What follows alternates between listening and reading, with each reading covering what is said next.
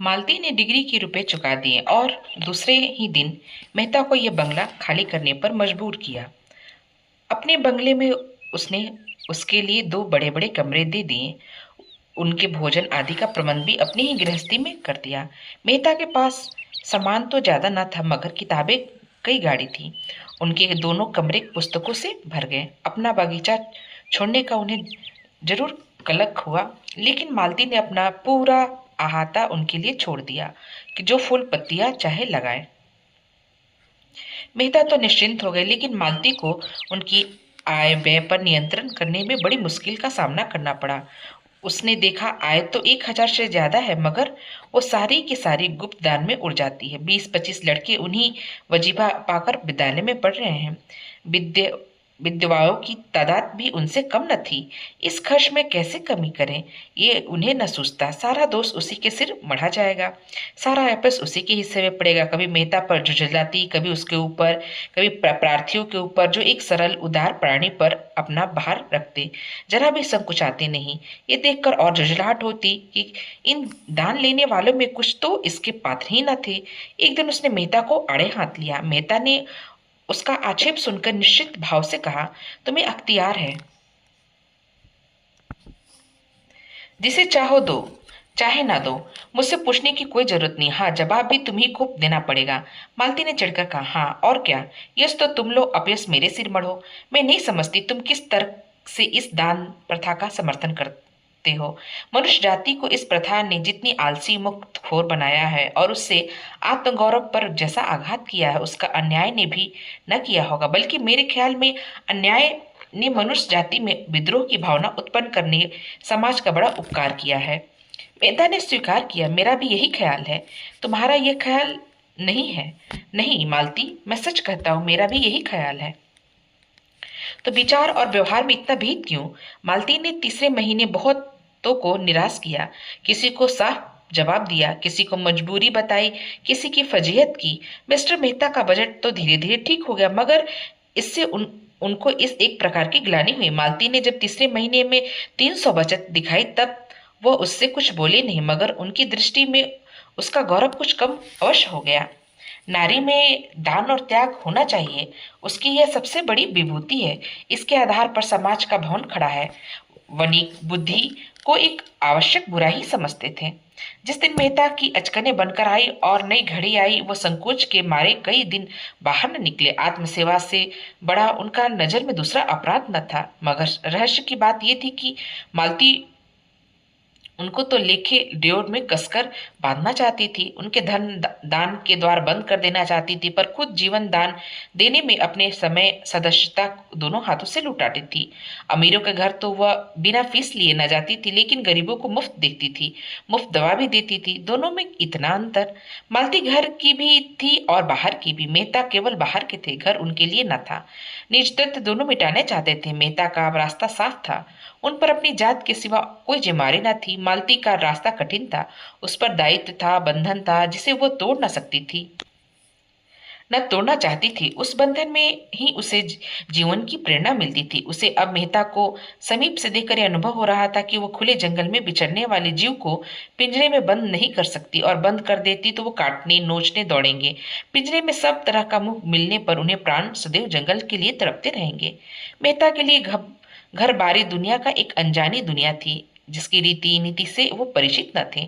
उन्हें संसार को बाहर से देखा था और उसकी मक्कारी और फरेब से भी भरा समझते थे। जिधर देखते थे उधर ही बुराई नजर आती। मगर समाज में जब गहराई में जाकर देखो तो मालूम हुआ कि इन बुराइयों के नीचे त्याग भी है, प्रेम भी है, साहस भी है, धैर्य भी है। मगर ये देखा कि वो विभूतियां ही हैं तो जो जरूर पर दुर्लभ।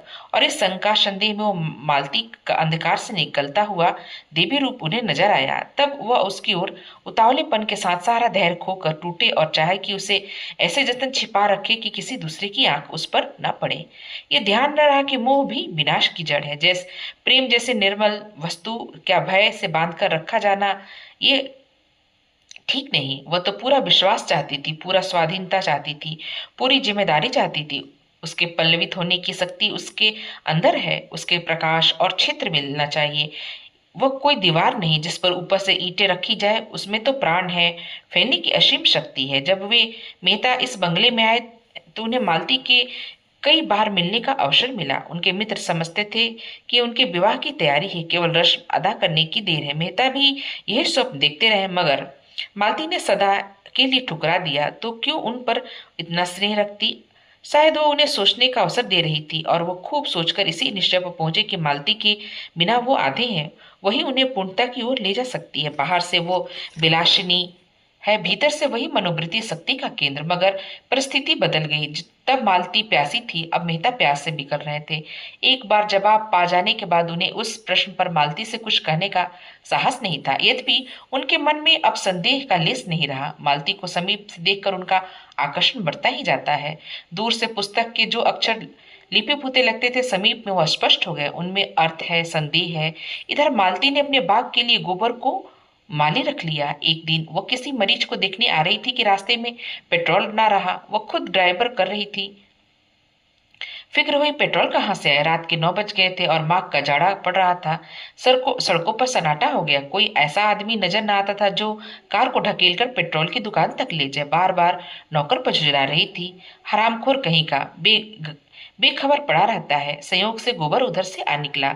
मालती को देखकर उसने हालत समझ ली और गाड़ी को 2 फलांग ठेल कर पेट्रोल की दुकान तक लाया। मालती ने प्रसन्न होकर पूछा, नौकरी करोगे?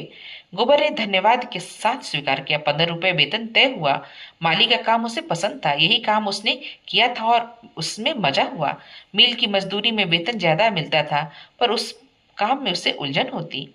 दूसरे दिन गोबर ने मालती के यहाँ काम करना शुरू कर दिया। उसे रहने को एक कोठरी भी मिल गई। झुनिया भी वहां आ गई। मालती बाग में आती तो झुनिया का बालक धूप मिट्टी में खेलता फिरता। एक दिन मालती ने उसे एक मिठाई दे दी। बच्चा उस दिन से परच गया। उसे देखते ही उसके पीछे लग जाता और जब तक मिठाई न ले लेता उसके पीछा न छोड़ता। एक दिन मालती बाग में आई तो बालक न दिखाई दिया। झुनिया से पूछा तो मालूम हुआ बच्चे को ज्वर आ गया। मालती ने घबराकर कहा, ज्वर आ गया तो मेरे पास क्यों नहीं लाई? चल देखूं। बालक खटोले पर ज्वर में अचेत पड़ा था। खपरेल की उस कोठरी में इतनी सीलन, इतना अंधेरा और ठंड के दिनों में भी उसे इतने मच्छर की मालती 1 मिनट भी वहां ठहर न सकी। तुरंत आकर थर्मामीटर लिया और फिर जाकर देखा 104 था। मालती को बहुआ कहीं झिझक तो ना हो गया। बच्चे को अभी तक टीका नहीं लगा।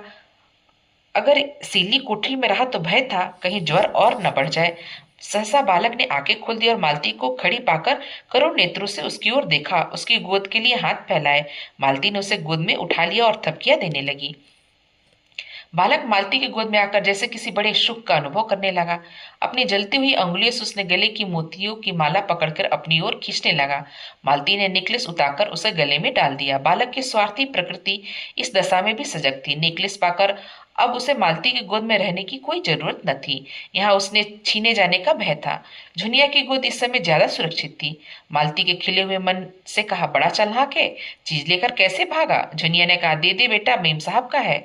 बालक ने हार को दोनों हाथों में पकड़ लिया और माँ की ओर रोज से देखा। मालती बोली, तुम पहने रहो बच्चा, मैं मांगती नहीं।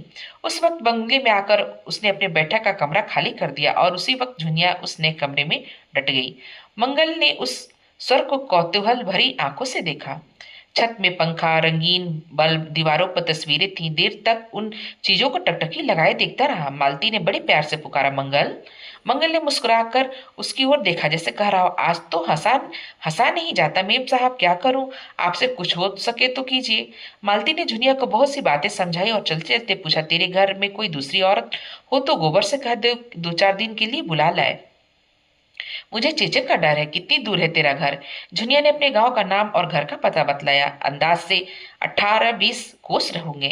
मालती को बेलारी याद था। बोली, वही गांव तो नहीं जिसमें पश्चिम तरह आधा मील तक नदी है? हाँ हाँ मेम साहब, वही गांव। आपको कैसे मालूम? एक बार हम लोग उस गांव में गए थे। होरी के घर ठहरे थे। तू उसे जानती है? वो तो मेरे ससुर है मेम साहब। मेरी सास भी मिली होगी। हाँ हाँ, बड़ी समझदार औरत मालूम होती है। उस मुझसे खूब बातें करती रही। तो गोबर को भेज दो, अपनी माँ को बुला ले। वो उन्हें बुलाने नहीं जाएगा। क्यों? कुछ ऐसा ही कारण है। जुनिया को अपने घर का चौका बर्तन, झाड़ू बुहारू, रोटी पानी सभी कुछ करना पड़ता। दिन को तो दोनों चना चबीना खाकर रह जाते। रात को जब मालती आ जाती तो जुनिया अपना खाना पकाती और मालती बच्चे के पास बैठती। वह बार बार चाहती कि बच्चे के पास बैठे, लेकिन मालती उसे ना आने देती। रात को बच्चे का ज्वर तेज हो जाता और वो बेचैन होकर दोनों हाथ ऊपर उठा लेता। मालती उसे गोद में लेकर घंटों कमरे में टहलती। चौथे दिन उसे चेचक निकल आई। मालती ने सारे घर को टीका लगाया, खुद को टीका लगवाया, मेहता को भी लगवाया। गोबर, झुनिया, महाराज, कोई न बचा। पहले दिन तो दाने छोटे थे और अलग अलग थे, जान पड़ता था छोटी माता है। दूसरे दिन दाने जैसे खिल उठे और अंगूर के दाने के बराबर हो गए, और फिर कई दाने मिलकर बड़े बड़े आंवले जैसे हो गए। मंगल जलन और खुजली और पीड़ा से बेचैन हो उठा। करुण स्वर में कराहता दो तीन असहाय नेत्रों से मालती की ओर देखता। उसका कारहाना भी प्रौढ़ कासा था, दृष्टि भी प्रौढ़ता जैसी।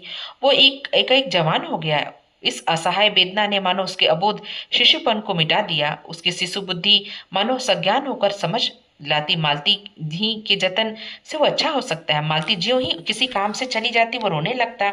मालती के आते ही वो चुप हो जाता। रात को उसकी बेचैनी बढ़ जाती हो तो मालती को प्रायः सारी रात बैठना पड़ता, मगर वो कभी न झुंझलाती न चिढ़ती। हाँ, झुनिया पर उसे कभी कभी अवश्य क्रोध आता, क्योंकि वो अज्ञान के कारण जो न करना चाहिए वो कर बैठती। गोबर और झुनिया दोनों को आस्था झाड़ू फूक में अधिक थी, पर यहाँ उसको कोई अवसर न मिला। उस पर झुनिया दो बच्चों की माँ होकर बच्चे का पालन करना ना जानती थी। मंगल दिख करता तो उसे डांटती कोसती, जरा भी अवकाश पाती तो जमीन पर सो जाती और सवेरे से पहले न उठती। और गोबर तो उस कमरे में आते जैसे डरता था। मालती वहां बैठी है, कैसे जाए। झुनिया के बच्चे का हाल हवाल पूछ लेता और खाकर पड़ा रहता। उस दिन चोट के बाद वो पूरा स्वस्थ न हो सका, थोड़ा सा काम करते ही थक जाता। उस दिनों पर घुनिया घास बेचती थी और वो आराम से पड़ा रहता, तो वो कुछ हरा हो गया था। मगर इधर कई दिन महीनों से बोझ ढोने के कारण फिर वो दुबला पतला हो गया। उस पर वह काम बहुत था। सारे बाग को पानी निकालना, सींचना, क्यारे कोड़ना, घास छीलना, गायों को चारा पानी देना और दूहना। जो मालिक इतना दयालु हो, उसके काम में कामचोरी कैसी। ये एहसान उसे एक क्षण भी आराम न करने देता। जब मेहता खुद खुरपी लेकर घंटों बाग में काम करते तो वो कैसे आराम करता। वो खुद सूखता जाता पर बाग हरा हो रहा था। मिस्टर मेहता को भी बालक से स्नेह हो गया। एक दिन मालती ने उसे गोद में लेकर उनकी मूछें उखड़वा दी थी। दुष्ट ने मूछे को ऐसे पकड़ा था कि मसूल ही उखाड़ लेगा। मेहता की आंखों में आंसू भर गए। मेहता ने बिगड़कर कहा था, बड़ा शैतान लौंडा है। मालती ने उन्हें डांटा था, तुम मूछें साफ क्यों नहीं कर लेते। मेरी मूछें प्राणों से प्रिय हैं। अब की पकड़ लेगा तो उखाड़ कर ही छोड़ूंगा, तो मैं इसे कान भी उखाड़ लूंगा। मंगल को उनकी मूछें उखाड़ने में कोई खास मजा आया था। वो खूब खिलखिलाकर हंस रहा था और मूछों की ओर खींच रहा था। मगर मेहता ने को भी शायद मूछें उखड़वाने में मजा आ रहा था, क्योंकि वो प्राय दो तीन बार रोज उससे मिलने मूछों की रसाकसी करा लिया करते। इधर जब से मंगल को चेचक निकल आई थी, मेहता को भी बड़ी चिंता हो गई। अक्सर कमरे में जाकर मंगल को व्यथित आंखों से देखा करते। उनके कष्टों की कल्पना करके उनका कोमल हृदय हिल जाता। उनकी दौड़ धूप से वो अच्छा हो जाता तो पृथ्वी की उस छोर तक दौड़ लगाते। रुपए खर्च करने से अच्छा होता कि चाहे भीख भी मांगनी पड़े, उसे अच्छा करते ही रहते। लेकिन यहाँ कोई बस न था। उसे छूने भर से उसके हाथ कांपने लगे, कहीं उसके आंवले न फूट जाए।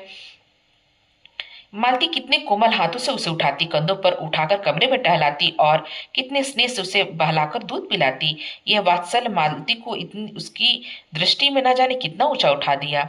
मालती केवल रमणी नहीं, माता भी है। वैसी माता भी है, सच्चे अर्थों में देवी है और माता जीवन देने वाली, जो पराये बालक को भी अपना सकती है। ऐसे मातापन का सदैव संचय किया हो आज दोनों हाथों से लुटा रही है। उसके अंग अंग में मातापन फूट रहा है, मानो यही उसका यथार्थ रूप है। ये हाव भाव शौक श्रृंगार उसके मातापन के आवरण मात्र हैं, जिससे वो विभूति की रक्षा करती है। रात का 1 बज गया। मंगल का रोना सुनकर मेहता चौंक पड़े। सोचा, बेचारी मालती आधी रात तक तो जागती रहती है, इस वक्त उसे उठने में कितना कष्ट होगा। अगर द्वार खुला तो बच्चे को चुप करा दूं। तुरंत उठकर उस कमरे के द्वार पर आया और शीशे से अंदर झांका। मालती बच्चे को गोद में लिए बैठी थी और बच्चा अनायास ही रो रहा था। शायद उसने कोई स्वप्न देखा था और किसी वजह से वो डर गया। मालती चुमकारती, थपथपाती, तस्वीरें दिखाती, गोद में लेकर टहलती, पर बच्चा चुप होने का नाम न लेता।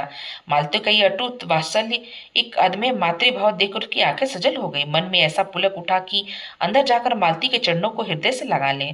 अंतस्थल से अनुराग में डूबे हुए शब्दों का एक समूह मचल पड़ा। प्रिय, मेरे स्वर्ग की देवी, मेरी रानी, डार्लिंग।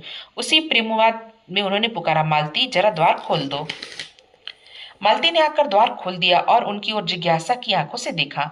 मेहता ने पूछा, क्या झुनिया नहीं उठी? ये तो बहुत रो रहा है। मालती ने संवेदना भरे स्वर में कहा, आज 8वां दिन है, पीड़ा अधिक होगी, इसी से ले तो लाओ, मैं कुछ देर टहला दूं, तुम थक गई होगी। मालती ने मुस्कुराकर कहा, तुम्हें जरा ही देर में गुस्सा आ जाएगा। बात सच थी, मगर अपनी कमजोरी को कौन स्वीकारता है। मेहता ने जिद करके कहा, तुमने मुझे इतना हल्का समझ लिया है। मालती ने बच्चे को उसकी गोद में दे दिया। उनकी गोद में जाते ही वो एकदम चुप हो गया। बालकों में जो अंतर्ज्ञान होता है उसने उसे बता दिया, अब रोने में तुम्हारा कोई फायदा नहीं। यह नया आदमी स्त्री नहीं पुरुष है, और पुरुष गुस्सेवर होता है और निर्दयी भी होता है, और चारपाई पर लिटाकर वो बाहर अंधेरे में सुलाकर दूर चला जा सकता है और किसी को पास आने भी न देगा। मेहता ने विजय गर्व से कहा, देखा कैसे चुप हो गया। मालती ने विनोद किया, हाँ तुम कला में भी कुशल हो, कहाँ सीखी तुमने? मैं स्त्री हूँ और मुझ पर विश्वास नहीं किया जा सकता। मेहता ने लज्जित होकर कहा, मालती मैं तुमसे हाथ जोड़कर कहता हूँ, मेरे उन शब्दों को भूल जाओ। इन कई महीनों में कितना पछतावा हुआ, कितना लज्जित हुआ, कितना दुखी हुआ, शायद तुम इसका अंदाजा न कर सको। मालती ने सरल भाव से कहा, मैं तो भूल गई, सच कहती हूँ। मुझे कैसे विश्वास है? उसका प्रमाण यही है कि हम दोनों एक ही घर में रहते हैं, एक साथ खाते हैं, हंसते हैं, बोलते हैं। क्या मुझे कुछ याचना करने की अनुमति न दोगी? उन्होंने मंगल को खाट पर लिटा दिया, जहां वह दुबक्कर सो रहा था। मालती की और प्रार्थी आंखों से देखा, जैसे उनकी अनुमति पर उसका सब कुछ टिका हुआ हो। मालती ने आदर होकर कहा, तुम जानती हो, तुमसे ज्यादा निकट संसार में मेरा कोई दूसरा नहीं। मैंने बहुत दिन हुए अपने को तुम्हारे चरणों पर समर्पित कर दिया। तुम मेरे पथ प्रदर्शक हो, मेरे देवता हो, मेरे गुरु हो। तुम्हें मुझसे कुछ याचना करने की जरूरत नहीं, मुझे केवल संकेत कर देने की जरूरत है। जब तक तुम्हारे दर्शन न हुए हो तो मैं तुम्हें पहचान न था। भोग और आत्म सेवा की मेरे जीवन का इष्ट था। तुमने आकर उसे प्रेरणा दी, स्थिरता दी। मैं तुम्हारे एहसान कभी नहीं भूल सकती। मैंने नदी के तट वाली तुम्हारी बातें गांठ बांध ली। दुख यही हुआ कि तुमने भी मुझे वही समझा जो दूसरे पुरुष समझते हैं, जिसकी मुझे आशा न थी। उसका दायित्व मेरे ऊपर है, मैं ही जानती हूँ।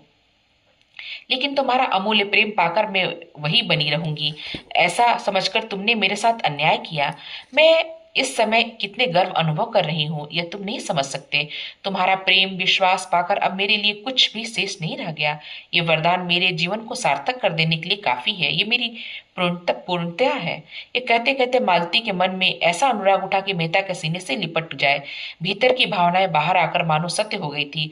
उसका रोम रोम पुलकित हो उठा। जिस आनंद को उसने दुर्लभ समझ रखा था, वह इतना सुलभ, इतना समीप और हृदय का आह्लाद मुख पर आकर उसे ऐसा शोभा देने लगा कि मेहता को उसमें देवत की आभा दिखी। यह नारी है या मंगल की पवित्रता की और त्याग की प्रतिमा। उसी वक्त झुनिया जाकर उठ बैठी और मेहता अपने कमरे में चले गए, और फिर 2 सप्ताह तक मालती से कुछ बातचीत करने का अवसर न मिला। मालती कभी उनसे एकांत में न मिलती। मालती वह शब्द उनके हृदय में गूंजते रहते। उसमें कितनी सांत्वना थी, कितना विनय, कितना नशा था। 2 सप्ताह में मंगल अच्छा हो गया, हाँ, मुंह पर चिचक के दाग न भर सके। उस दिन मालती ने आसपास के लड़कों को भरपेट मिठाई खिलाई, और जो मनोतियां रख रखी थी वो भी पूरी हुई। इस त्याग के जीवन में कितना आनंद है, इसका अब उसे अनुभव हो रहा था। झुनिया और गोबर हर्ष मानो उसके भीतर प्रतिबिंब हो रहा था।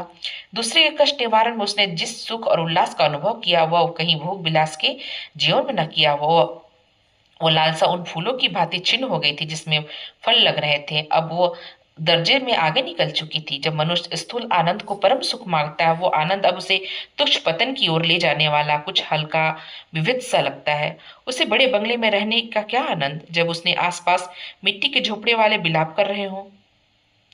कार पर चढ़कर अब उसे गर्व नहीं होता। मंगल जैसे अबोध बालक उसके जीवन में कितना प्रकाश डाल दिया, उसके सामने सच्चे आनंद का द्वार खोल दिया। एक दिन मेहता ने सिर में जोड़ का दर्द हो रहा था। वो आंखें बंद की चरपाई पर तड़प रहे थे। मालती ने आकर उनके सिर पर हाथ रखकर पूछा, कब से ये दर्द हो रहा है? मेहता को ऐसा जान पड़ा, उस कोमल हाथों ने मेरा सारा दर्द खींच लिया। उठकर बैठ गया और बोले, दर्द तो दोपहर से ही हो रहा है, और ऐसा सिर दर्द मुझे आज तक नहीं हुआ, मगर तुम्हारे हाथ रखते ही वैसा हल्का हो गया कि मानो दर्द था ही नहीं। तुम्हारे हाथों में ये सिद्धि है। मालती ने कोई दवा लाकर खाने को दी और आराम से लेटे रहने की ताकीर करके तुरंत कमरे से निकल जाने को हुई। मेहता ने आग्रह करके कहा, जरा 2 मिनट बैठोगी नहीं? मालती ने द्वार पर से पीछे फिरकर कहा, इस वक्त बातें करोगे तो शायद फिर दर्द होने लगे। आराम से लेटे रहो। आजकल मैं तुम्हें हमेशा कुछ न कुछ पढ़ते या लिखते देखती हूँ। 2-4 दिन लिखना पढ़ना छोड़ दो। तुम 1 मिनट बैठोगी नहीं? मुझे एक मरीज को देखने जाना है। अच्छी बात है, जाओ। मेहता के मुंह पर कुछ ऐसी उदासी छा गई कि मालती लौट पड़ी और सामने आकर बोली, अच्छा कहो, क्या कहते हो? मेहता ने बेमन होकर कहा, कोई खास बात नहीं, यही कह रहा था कि इतनी रात गए किस मरीज को देखने जाओगी? वही राय साहब की लड़की है, उसकी हालत बहुत खराब हो गई है, अब कुछ संभल गई है। उसके जाते ही मेहता फिर लेट लेट गए। कुछ समझ में नहीं आ रहा है कि क्या करें। उसके जाते ही मेहता फिर लेट लेट रहे हैं। कुछ समझ में नहीं आया कि मालती के हाथ रखते ही दर्द क्यों शांत हो गया। अवश्य ही उसमें कुछ सिद्धि है और वह उसकी तपस्या है, उसकी कर्मण्य मानवता का ही वरदान है। मालती नारित्व के उस ऊंचे आदर्श पर पहुंच गई थी जहां प्रकाश के एक नक्षत्र सी नजर आती थी। अब वह प्रेम की वस्तु नहीं, श्रद्धा की वस्तु है। अब वह दुर्लभ हो गई और दुर्लभता मनुष्यी आत्माओं के लिए उद्योग का मंत्र है। मेहता प्रेम में जिस सुख की कल्पना कर रहे थे उसे श्रद्धा ने और भी गहरा और स्मृति में बना दिया। प्रेम में कुछ मान भी होता है, कुछ महत्व भी। श्रद्धा तो उन अपने को मिटा डालती है और अपने प्रेम मिट जाने के ही अपना इष्ट बचा लेती है।